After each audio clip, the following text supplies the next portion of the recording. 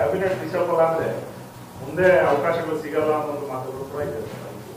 ಪರಮೇಶ್ವರ್ ಅವರು ಕೂಡ ಅದನ್ನ ಹೇಳಿದ್ರು. ನೋಡಿ, ನನಗೆ ಗೊತ್ತಿಲ್ಲ. ಅವರು ಸಚಿವರಿದ್ದಾರೆ, ಹಿರಿಯರಿದ್ದಾರೆ, ಅವರು ಹೇಳ್ತಾರೆ ಮುಖ್ಯಮಂತ್ರಿಗಳ ಪರಮಾಧಿಕಾರ, ಸಚಿವ ಸಂಪುಟ ಪುನರ್ರಚನೆ, ಹೈಕಮಾಂಡ್ ಅಪ್ಪಣೆ ಪಡೆದು ಅವರು ಕಾರ್ಯವನ್ನು ನಿರ್ವಹಿಸ್ತಾ ಇದ್ದಾರೆ.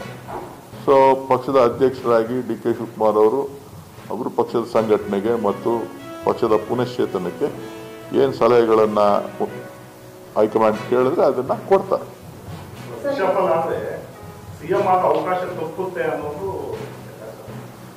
ಸಿಎಂ ಇದಾರಲ್ಲ, ಸಿಎಂ ಇಲ್ಲದೆ ಇದ್ದಾಗ ಅದ್ರ ಬಗ್ಗೆ ಮಾತಾಡಬೇಕು. ಸಿಎಂ ಇದಾರಲ್ಲ ಈಗ.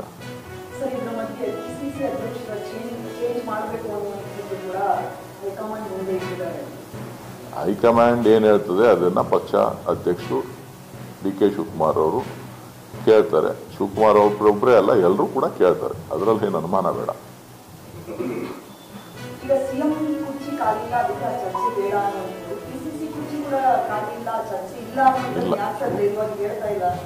ನೋಡಿ, ಶಿವಕುಮಾರ್ ಅವರು PCC ಹುದ್ದೆನಲ್ಲೇ ಮುಂದುವರಿಬೇಕು ಅನ್ನುವಂಥ ಆಸೆ ಏನಿಲ್ಲ. ಅವರು ಹಿಂದೆನೇ ಹೇಳಿದ್ರು ಪಕ್ಷ ಇರಬೇಕು ಅಂತ ಹೇಳಿದರೆ ಎಷ್ಟು ದಿನ ಅವಕಾಶ ಕೊಡ್ತಾರೆ ಪಕ್ಷದ ಕೆಲಸ ಮಾಡಲಿಕ್ಕೆ ಅಷ್ಟು ದಿನ ಇರ್ತಾರೆ.